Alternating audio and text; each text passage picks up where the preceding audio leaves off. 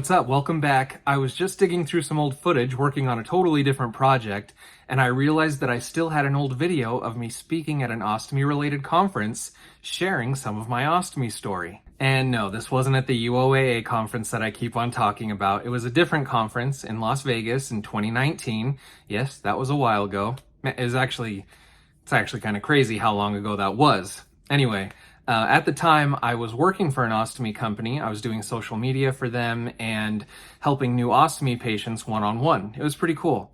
But unfortunately, after this conference happened, COVID started, and shortly after that, their CEO sadly passed away. He was an incredible man. But between those two things, as far as I can tell, things just didn't quite work out for them. I'm not sure where they're at now, but who knows what could happen in the future? Who knows?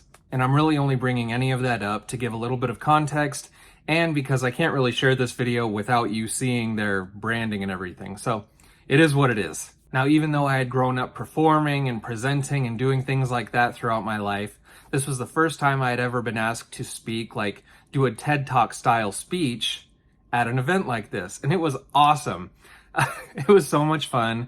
I was super grateful for the opportunity, and I would love to be able to do it again, even if I'm not talking about stomas and ostomy bags. So anyway, I was just super excited that I found this footage. I have a really busy week this week. I'm actually headed out on a long camp trip for the rest of the week because I'm a leader for some of the teenage boys in my church congregation, and I have to take them to a summer camp. So got a lot going on, not going to be home a lot, but I wanted to put out a video, and the timing of me finding this was it was awesome. So enjoy this short talk about part of my ostomy story, and I'll see you guys in the next video. Thank you so much for watching.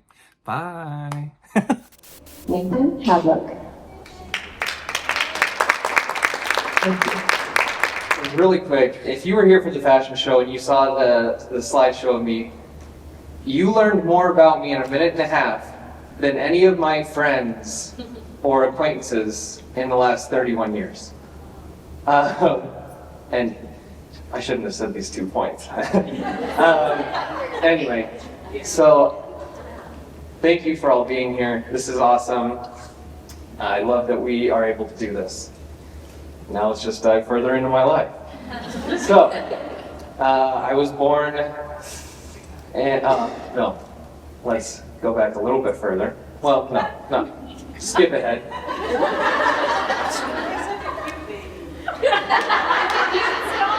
Thanks, Mom. So, I've had 7 bowel reconstructions, and that's enough for me. I'm good. As we've heard, many people in this room have had dozens. Many people out there have had dozens. I'm okay. I don't need any more. We can stop here. I needed an ostomy right when I was born for a couple years. Then it was reversed to what I think was a J pouch. Doctors never gave me a clear diagnosis. They just said they had to build me a colon because it wasn't formed. And then and then I've had an ileostomy again for the last 9 years. Some things that I'm passionate about are spending time with my family. I love to exercise. I love all things camera, photography, videography, all that stuff. I really love movies and eating. But most importantly, I just love to be happy. And it's my personal belief that happiness, or at least trying to have the right attitude and perspective, is a choice. Most days it's a choice you have to work really, really hard for. But I wouldn't have made it this far without that mindset. I've never had any form of cancer or IBD. I was born with a number of congenital birth defects.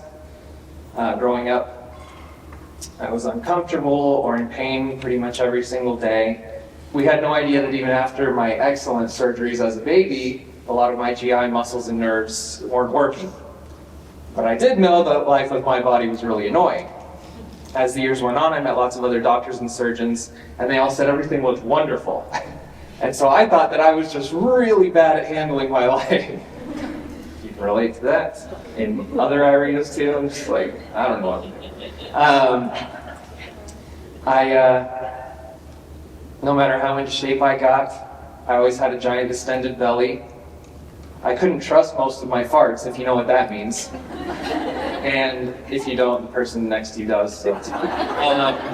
And even if I could trust one, just one, ask my parents, could legitimately clear a 5-bedroom house. And more embarrassingly, an entire floor of my college dorms.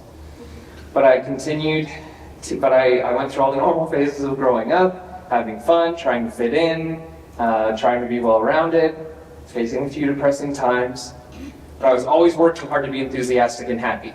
And it paid off because in 2010, after my first ileostomy surgery, when they turned my J-pouch into an ileostomy, the first thing my surgeon said, and by the way, he was the first one in all those years to do enough testing to see that to see what was actually wrong with me. I'm very thankful for him. He saved my life. He sat on the corner of my hospital bed and he said, "Nate, glad you're with us." I said, "Thanks." "What do you mean?" He went on to explain that after operating on me, it was clear that I should have just died as a teenager. And that me making it this long just made no sense. My insides had been rotting for 20 years. Stuff had just been sitting inside me. And so I learned from that if I had one thing that worked in my body, it was just my will to live and be happy. Now because of my ileostomy, I just get to focus on the things that I actually want to do with my life. I'd love to get married, have a family, a lake house.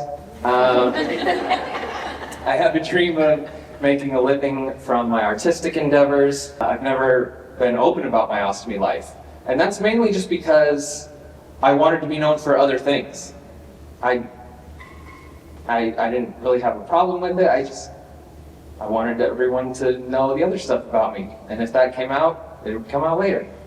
But I've already learned how much of a difference you can make being active in this community. I was recently at a different conference where I met a man who had just gotten out of the hospital, like the same week as the conference. And he was kind of a mess because of miscommunications with his medical team. He thought that his life was completely ruined because of his ostomy. I won't go into all that. I don't have time. I'm sorry.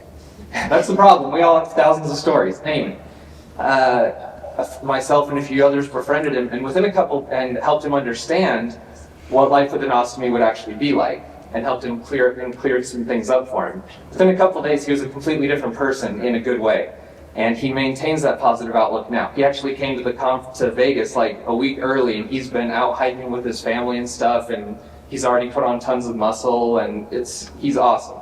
And that just came from communicating with us, and getting things cleared up. I'd love to help more men like that, because I will say that most of my friends and colleagues who have ostomies and people I've been to support groups with are women. Now, I love to be with women, so personally, that's not a problem for me. I always have selfies with like just dozens of women around me when I'm at these things. But I'd love to enable more men to be open about their health journey, or at least about getting the help that they need. And I don't want them to be like me. I just shut everyone out and try to figure everything out on my own, and I don't want them to do that.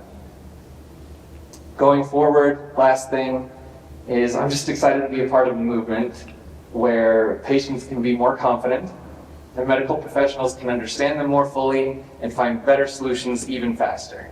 So, thank you.